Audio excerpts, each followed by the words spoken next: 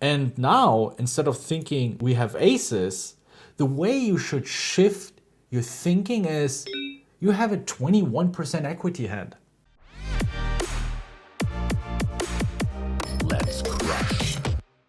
If you have a hard time making good laydowns post-flop with your strong pre-flop hands, but given the board run out, it has developed a rather bad hand, yet you somehow attach to that hand because it's so strong pre-flop, and you kind of fall into that belief that you have to call down and otherwise you're getting exploited, or this hand is just looking very beautiful. It's a typical beginner mistake that I still see a lot of players doing even in their advanced career, and even myself, it still happens to me.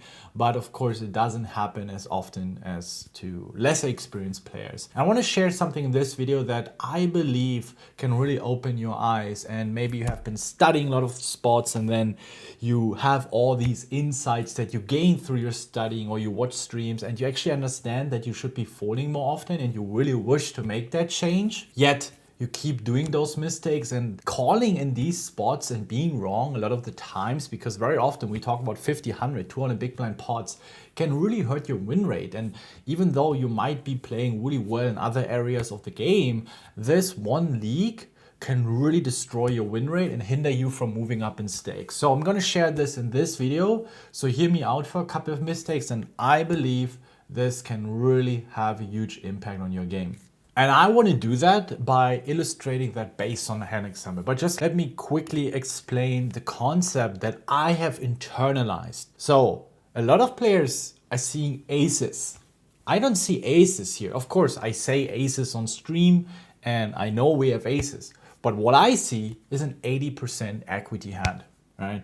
Of course, it really depends on my opponent's hand or the range, but just like in case he has kings, so very often we're going to have like a 75 to 85% equity hand. However, let's just quickly play through the hand.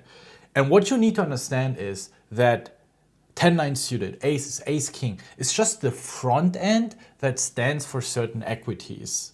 And it has really helped me to just completely eradicate this thinking of that I have a specific hand. No, we always play with equities. And when you're able to do that shift, it's gonna be so much easier to let go of hands that are just beaten. And in my opinion, I played this hand very badly because I fell into that trap as well. So let's have a look. Board comes king, jack, 8, 3-bet pot, still an okay board. We go for a bet. Turn is a 10 in spades, not ideal. We're going to be beaten now by a lot of different hands. I check and my opponent bets 21 big blinds. A lot of us would think, well, we have aces, we have, we still have that very strong hand on mind, but in this board texture, it's just a terrible, terrible hand. And now, instead of thinking we have aces, the way you should shift your thinking is you have a 21% equity hand. Right? And once you play with those numbers in the back of your mind and you remind yourself that you have a 20, 13, 30, and you don't need to hit the exact number, but you should think ace, queen, king, jack, pocket eights, jack tens, a queen nine suited. Of course, he's going to be raising some stronger hands. But I've prepared something for you where I assume that sometimes he raises king, jack, sometimes he slow plays some of these sets. Maybe he has some very low frequency slow plays kings. He turns queen 10 into a bluff. He turns 10-9 into a bluff. I mean, it's hard to have any other bluffs, right? And yet we have only 21% equity. And these are the numbers you should play with. And this also, of course, comes with practice. This sounds so trivial and so simple, yet through all my coachings with low, mid, and even high stakes players, it's all about, but Ben, I have aces here. My hand is undervalued. I need to call down here. Well, that's the wrong thinking pattern. The way you should approach this is estimate the amount of equity you have with your hand. Because then you're going to be able to see, oh yeah, okay, let's blind out this part and just focus on this part, having those 21% equity. And yes, again, it's very important to not now think, oh my God, I need to study all those numbers. No, even if you think, okay, you have a hand that's very likely beaten, you understand that you're going to have only 30, maybe 15%. It's not about hitting those exact numbers, just being in somewhat close and just approximately guessing how much equity you have in this spot. And this also comes through practice, just like putting in the board run out. You can use all sorts of different Equilab tools. And trust me, if you do this over and over again, you will realize in game that this kind of like emotional attachment to the hand, thinking it's so beautiful, thinking it's so strong, you want to play this hand, will completely disappear. And you will suddenly just, I have a 20% equity hand. What the fuck? No, I'm going to fold. Aces is just the front end of a card. It's just the name for the numbers that stand behind for. But we should focus on the numbers that are in the back end of the hand, not the front end. This is probably the biggest beginner mistake, but of course, you want to play the cards, right? You don't want to play the numbers. But as a poker player, if you're looking for long-term results, you should be playing the numbers. And I was such an idiot in this hand that I was falling into that same trap that I kind of felt like I need to defend my aces here. I was just lucky. I mean, you see, we need actually a lot of, he bets close to pot.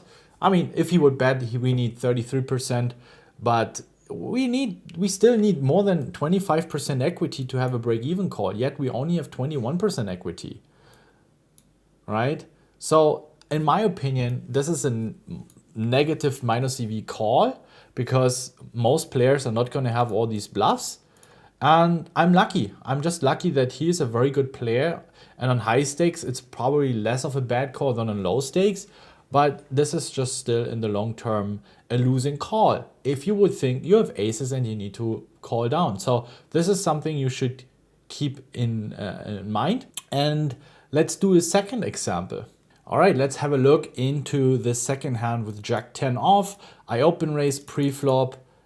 Big blind calls on this board texture where he's gonna have loads of check raises. With this deck size, he can start going broke with Queen Jack, King Jack easily.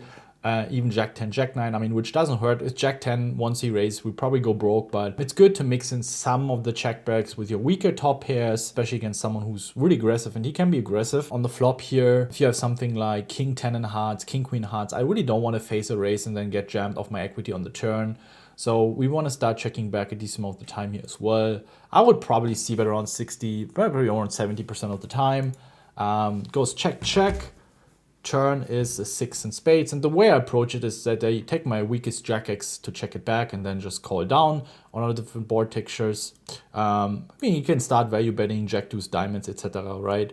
So if he bets turn now, we call turn. If he bets river, depends on the river, of course, but very often we're going to be calling down because again, he can value bet worse, and then we have an easy call and it would be very profitable.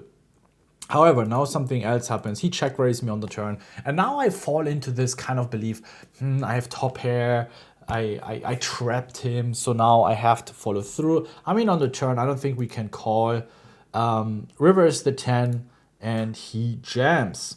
Now, let's look into the range on this spot. We need probably something like 32% equity to have a break-even call. And let's just see how much equity we have. So I assigned him this kind of range. I mean, I think he's raising 10 nines on the turn, but he's now not jamming it because he has showdown value. I don't think he's jamming King Jacks anymore because our 8-9 gets there. We can have pocket 10s. We can have all the Jack 10s. We can still have some traps. So I think Ace Jack is the worst hand he's jamming for value. And then a lot of 6x, busted straight draws with 8-5, busted straight draws with 4-5 suited. And then, yeah, it's really hard. It's a bit of a random spot. It's really difficult to put him on exact range, but this is where we can start with this and already see how much equity we have. All right, so we see that we have only 22% equity, right? Even if we give him more bluffs, let's say maybe a 4-3 as well, 4 combos, we have 31, and then it's still not.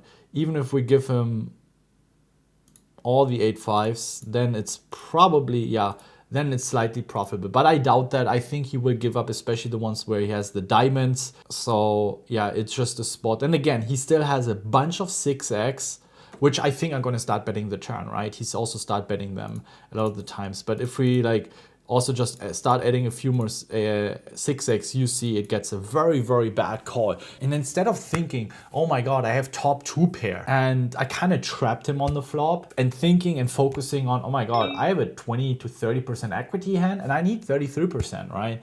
This would have helped me to make a good lay down here. And I think in both hands, in this spot, he played it really well, he had the trips, then I would be able to generate way more EV. I was right in one spot.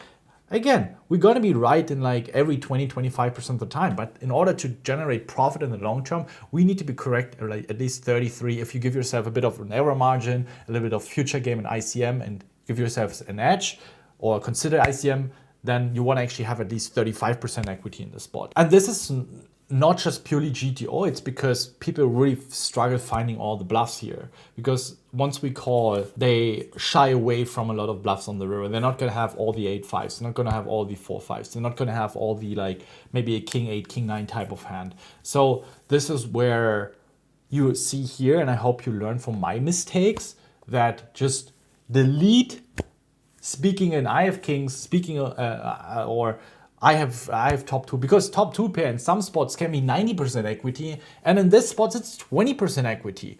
And understanding this will quickly eradicate this really bad thinking and absolute hand strength, and your mindset will shift over towards thinking in numbers. This can really have a huge impact on your game, and yeah, just practice it. Of course, sending reminders.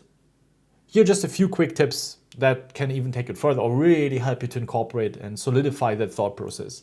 Set yourself, and it sounds simple and stupid, but these very often are the most powerful things.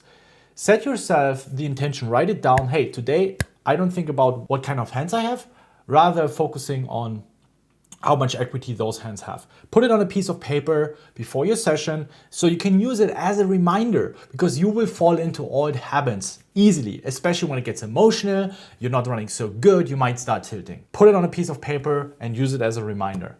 And then additionally, you can also set a clock, 30 minutes, 1 hour, whatever, that rings and reminds you to look at your piece of paper. Even though you have it in front of you, sometimes we don't look at it, right? There might be 2-3 hours gone and we're like, oh fuck, I didn't even look at the piece of paper. So these are just few gimmicks that can help to incorporate that. And also while you study there, it's easier, you're not under pressure, you have yourself under control.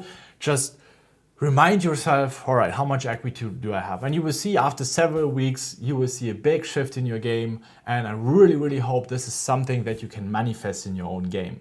Also, let me know in the comments, what are like really big sticking points in your game's flaws that you struggle over and over again. Maybe there are some other things that I consider actually is pretty obvious that I can share on YouTube then in another video with you, or can make like a top 5, top 10 video with these kind of quick tips. But I wanted also to take my time to really make my point clear and to elaborate very deeply so you really grasp that concept. I hope it has helped, and I'll see you guys next time.